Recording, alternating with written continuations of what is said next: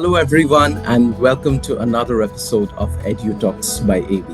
And today we have Preeti Hingorani with us, who is a senior education advisor for South Asia at Partnership for Education at Cambridge University Press and Assessment. Welcome to EduTalks by AB, Preeti. Thank you, Abhishek. Really delighted to be with you here today. Great. You have been over 2 decades navigating the education sector in different roles, ranging from brand advocacy to serving at your current position, looking into education partnerships. What initially sparked your passion for education? When we speak to different researchers, different educationists, they generally are asked like, why have you come to education? So how has your why changed and evolved over the years in different roles within the education spectrum? Thank you, Abhishek, for asking that question. And it really takes me back many, many years now. So, honestly, mine has been one of those wonderfully squiggly careers where each stage of purpose opened the next door. I spent over a decade in edtech, leading digital transformation for education businesses at that time in UK, Europe, and Australia. What started for a young person as fascination with technology slowly taught me something super important. Tech is a tool, not the answer. The real value sits in content quality and the exchange between teacher and student. And that's exactly what pulled me into education as a whole. And probably the reason I joined Cambridge University Press and Assessment, an institution that defines quality and standards in education globally. So, in my role as a brand custodian, my role was telling that story through research backed evidence and using that convening power to bring school leaders and policymakers to the same table, working towards one outcome that was student aspiration. Now, while most of that work was private and international schools, but the deeper I got, the clearer it became that meaningful education isn't just curriculum or assessment or teacher student engagement in isolation. It's how all of it aligns. And if good education, if is this transformative, it shouldn't be limited to students who already have access, which is great. The conviction pulled me towards governments and international development organizations where impact scales to the entire system, not single institutions. And that's what led me to reform. So the why has really evolved. It started with curiosity about technology, matured into the simple belief in quality and evidence, and now has become a conviction that good education is a right that should scale, which is exactly why I focus on system level, government facing work today. And that's, I would say, the specialism that I developed and the lens I bring to every system work that we are doing today. That's great to know. In fact, like when you mentioned about your curiosity in tech, I gather it comes from your academic background in mathematics, but still kind of drawing that journey ahead. You did your further education when it came to education redesign at Howard Graduate School of Education. But tell me something. When it comes to integrating these global practices that you spoke about, how does it set in when it comes to the local realities that we face in South Asia? Because it is so divided within the geo-economic conditions. How does the approach integrate? Yeah. With Cambridge and coming back to education, now mathematics is where I did my graduation in. Analytics really, really important. Connecting the dots, extremely important. And then when as one of the executive programs, I went in for Harvard, and this is education redesign. And that program was rooted in the redesign lab led by Professor Paul Reville. If I remember correctly, yeah, the core design was that no school, however good, can close equity gaps alone. Because whether a child is truly ready to learn often depends on lots of things outside the school gate as well. So, real redesign means asking what this specific learner needs. not applying one global model everywhere. So you meet the learners where they are. And that was a very important statement that stayed with me and is with me till date. Meet the learner where they are. So reframing, that has actually reframed and shaped everything since. So take a research initiative we recently launched in India as Cambridge, along with British Council, called Multi-Ed. It looks at children who come from homes speaking different languages. It could be Hindi, Assamese. It was earlier done for Telugu. I heard teachers talking about Bhojpuri and lots of other languages. Or so these languages are spoken at home. But these kids come to classrooms which are English medium classroom, because all of us as parents are very aspirational at every level in society, saying that we want our children to speak English. Now, what happens is entirely predictable once you see it. The child doesn't understand instruction, disengages. You start seeing literacy and numeracy deficits that eventually show up as dropouts. Professor Yanti, the one who our researcher who led this research from Cambridge, has given us a way to address this directly, introducing multilingualism, or what's technically called code mixing, as a bridge rather than treating the local language as an obstacle to eliminate. That one shift can be the difference between a child staying in school and reaching grade level standard or falling out of the system entirely. And that's what the NEP also talks about. Then I'll take another example, the system level work we did for CBSE classrooms. So I sat in different classrooms within the CBSE network to understand how competency based education was actually being implemented, not how it looked on paper. That study surfaced findings that are now shaping CBSE's own recommendations for improving implementation at scale. So it's about meeting the learner where they are. And another example in the South Asian region, I'll bring up Bhutan, which is a very completely different kind of challenge altogether. Their question wasn't access, it was identity. How do you build a national curriculum that holds on to Bhutanese heritage and value while still meeting international standards that families increasingly expect? That's required deep collaboration, global curriculum, assessment, expertise, paired with local ownership, and it's resulted into a new curriculum that is unmistakably Bhutanese, but benchmarked internationally with an evolving accredited assessment system. So, three very different contexts, but the same underlying discipline,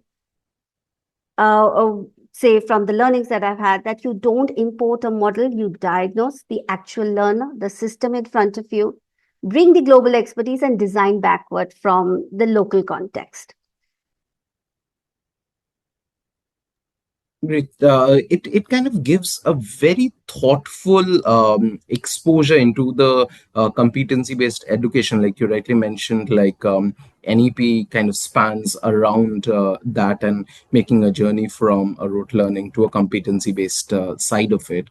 Um, you said from the student's perspective, but from the teacher's side of it, who are actually the grassroots level implementers of all of these paradigm shifts in education. So, what do you think are the biggest roadblocks when it comes to implementing the shift in the classrooms? And have you been able to come across how we break through those roadblocks and iron out those minuscule but yet impactful behavioral changes? System. So everything is about how you support and equip the teachers. So coming back to the NEP and this research that I quoted about, where we sat in classrooms and we made those recommendations to the CPSC. I'll pull out some of those recommendations and which actually talk about from a teacher perspective. So the first roadblock is simply shared understanding. Competency-based learning means something different to a policymaker, to a school leader, a teacher standing in front of the 40 children in a classroom. And those definitions aren't aligned or not very well aligned. In that case, the implementation becomes inconsistent by default. So the first fix, I would say, is not training, it's clarity. Getting teachers and school leaders working from the same concrete understanding of what this actually looks like in practice, not just in policy. Coming to teachers in the classroom, the second most important thing is teachers were trained on and still have access to resources that were built for a very different model. Asking someone to teach in some, I would say, in any school across the country, progressive schools or the otherwise, we want them to teach for competency without changing what a good lesson is supposed to produce, and that doesn't work. So when schools who have achieved this, they focus on helping teachers build clear, specific learning, understanding objectives. So, for example, say today's student will learn fractions in a good classroom. The teacher will be able to say precisely what a student should be able to do by the end of that lesson. And pairing that with short reflection routines at the close of a class, so students themselves start recognizing whether they've actually met that objective. So here the teachers easily been able to build metacognition on both sides of the classroom. And the other support is that sometimes we just underestimate large class sizes in different parts of the country. Large class sizes make experiential competency based teaching generally harder more from a logistical perspective, not just pedagogical. So rather than telling teachers to do more group work and formative assessment, we focus on collecting real, adaptable examples from schools and teachers who've made it work at scale and building those directly into training material. Peer tested practices travel much better. We all know that it's better than theory. I'm very mindful, none of these are quick fixes. This is systemic, multi year work, but they're solvable because we have teachers. When teacher gets into a classroom, a teacher is dedicated, and we've seen it work. It's always been this order: align the understanding, give teachers the concrete tools, and only then expect that classroom practice to shift. Right. It's an interesting journey from how we teach to how we assess as well. So, coming overall to something you mentioned about uh, driving the edtech part of it from different regions in South Asia. Um, the demographics has a very big gap from a high income to a low income demographics. Do you think edtech and its implementation in classrooms at different levels would inevitably widen the divide between these two income demographics? Because a rural area will never have that kind of aptitude towards tech what a metro would. So how do you think that divide is bridged? That is such a good question, Abhishek, and so very important in all contexts, I would say. As I told you, I started my career with EdTech, and it was at that time guaranteed to be the silver bullet, which we know it is. So, but honestly, the thing that keeps us all up at night who are doing this kind of work is this question. Because on paper, technology sounds like this silver bullet, and it's a great equalizer. Give every child a tablet, and suddenly what you spoke about, rural, so the geography and income shouldn't matter anymore. But it doesn't actually work like that. Let's picture two 10-year-olds. One has Wi-Fi at home, a parent who can help her navigate an app, a quiet room to focus in. The other has none of that. Maybe shared electricity, no one home who reads English fluently, a phone, the whole family would be sharing. Give both of them the same edtech tool, and instead of closing the gap between them, you can actually widen it. Because the first child will race ahead and the second one will fall further back faster than before. I was part of the EdTech Fellowship, and here there were policymakers across Asia. And what struck all of us sitting in that room was that the same technology we were most excited about was also the thing that worried us the most. Everyone could see the promise, a chance to reach children who've never had good textbooks, let alone a good teacher. But everyone has also seen it go wrong. There are shiny pilot programs, looked great in a capital city, and completely fell apart the moment it reached a village with no reliable power. So the fix isn't more about technology. It's more honestly about context before you deploy it. Before recommending anything, I think I would and other peers would ask, does this actually work without, say, broadband, without stable electricity? Can a parent who didn't finish school still help their child use it? And just as important, the leaders making these decisions need support too. This is where the adaptive leadership matters. A policy maker rolling out edtech isn't following a script.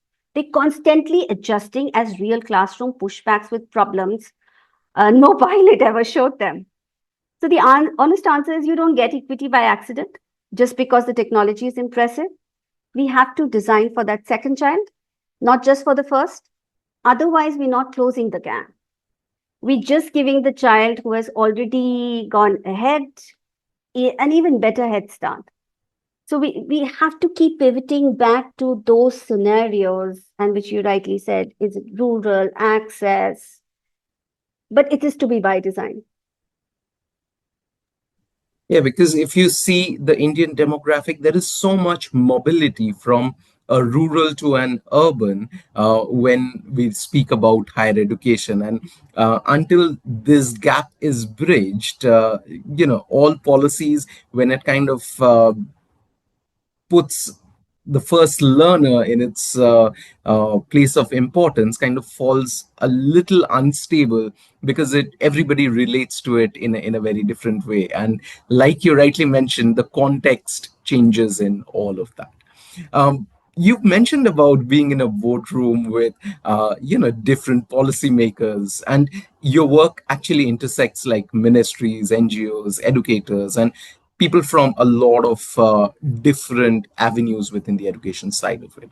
So what is the secret to getting all of these highly diverse stakeholders aligned on a singular actionable education agenda, because everybody's context is different here?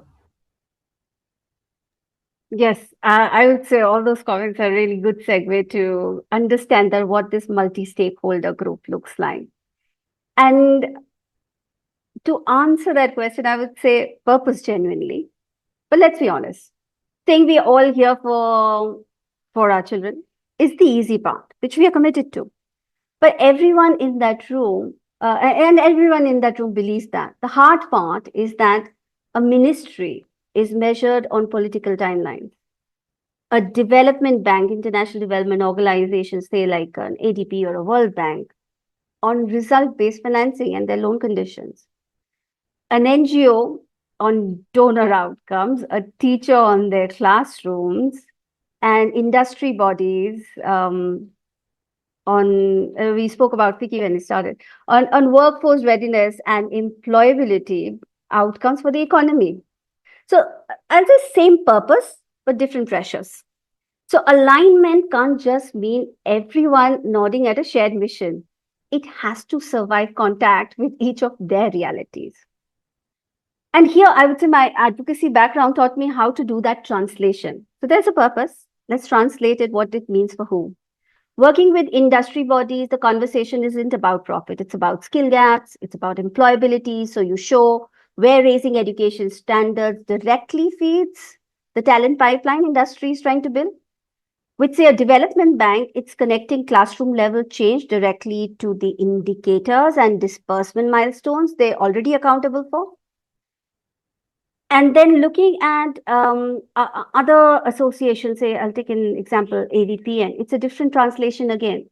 That word speaks to the language of social investment and measurable impact. So the challenge becomes showing funders where their capital creates the same outcome a ministry is chasing through policy. Same discipline every time, find the version of success each stakeholder is already chasing, and it's important to translate it and show them that the agenda gets them there faster, not instead of it. So the secret, it's you don't ask everyone to agree on the same words. You find where each stakeholder's version of success genuinely overlaps. Ministries, banks, development banks, NGOs, teachers, industry, and now the impact investment too. And we build the agenda that overlap, not in the middle where everyone has to compromise, but the intersection where everyone actually wins something they were already trying to win. So that's how that purpose can align. And I've seen this work in rooms. When you come out of it, there is this shared understanding and there is a lot of mutual respect because we need all those actors to play their part. And only then can we make the difference that we've set out for ourselves. Very a nice hint towards a quote in the end with the actors a part of it, because if the Indian school system was a stage, we have a lot of young educators entering into that field as actors. One piece of advice that you would want to give to young educators who are wanting to bring about that change, what would they concentrate on? Because there's so much. There is educational excellence, there is education for all, there is tying education with an outcome which is career relevant or addressing skill gap. What would be your one piece of advice to these young people when they have so many different options to kind of work around with? How do they find the interlinking gray area? Yeah, so as a matter of fact, while we were talking about actors, they're central to the story. So the protagonist here. And all the benefit that is going is to our children, our next generations, who they are shaping up. So I think if a young person has made the choice to be a teacher, then I would tell them you've made a fine choice. Because there's rarely been a more exciting time to walk into an Indian classroom. For the first time, the system is officially saying what good teachers always knew, that a child isn't just marked on a report card. NEP puts sports, arts, environmental awareness, life skills, teamwork, communication, or all on the same footing as your math sciences. It's not the extra squeeze in after the real learning. And with AI now reshaping how students learn and how they'll work, you're not just teaching a subject anymore. You're helping shape a whole human being. You need to navigate a very different world than they would. And I think even us, we are products of some great teachers who worked on us. But how can the new teachers use the new tools that they have? So my advice to them would be, don't box yourself into just teaching your subject. That child who struggles with English but comes alive on a football field, the one who finds focus through a school garden project, the one who's curious about how AI actually works. Let's notice all of that. That noticing across academic skills, sports, and character is exactly what the system is now asking of you. Don't dismiss it as separate from real teaching. This is the real teaching.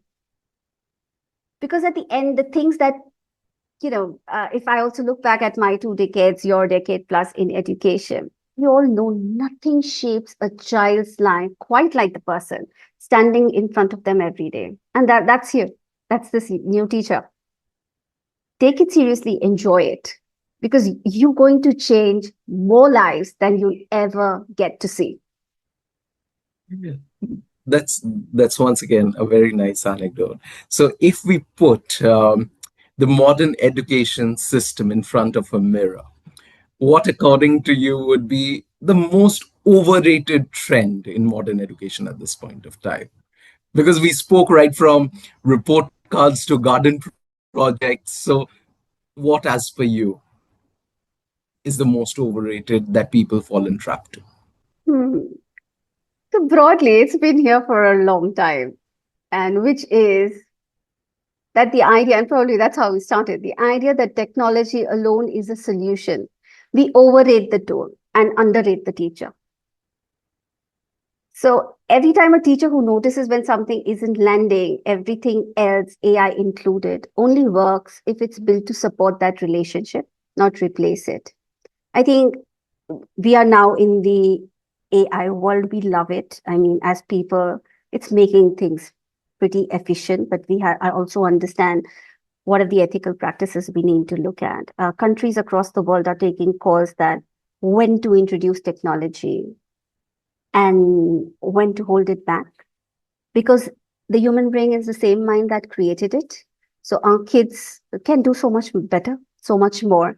We don't want to let their futures be decided by something which is looks friendly, can tell you what you should be doing. You want them to use their mind. And so I would still again say that I won't really quote AI that way. I'm a big fan that way. But ethical AI, let's remember that technology is not that silver bullet. It is a great enabler. And it keeps coming back in conversation, but we should be mindful of the role that it plays. Great. Thank you, Preeti, for ending on that lovely note that it is an enabler and we should respect the symbiotic relationship between a teacher and a tool which helps in terms of teaching. Well, here we come to an end of an interesting conversation today at EduTalks by AB. If for all our viewers, if you have any questions, feel free to type it in the comments section. If you have more things that you want to know about the Indian education system and how it resonates to people, feel free to drop in a buzz. Don't forget to like and subscribe onto EduTalks by AB, and I'll look forward hosting our next guest in our next episode. Thank you so much for watching.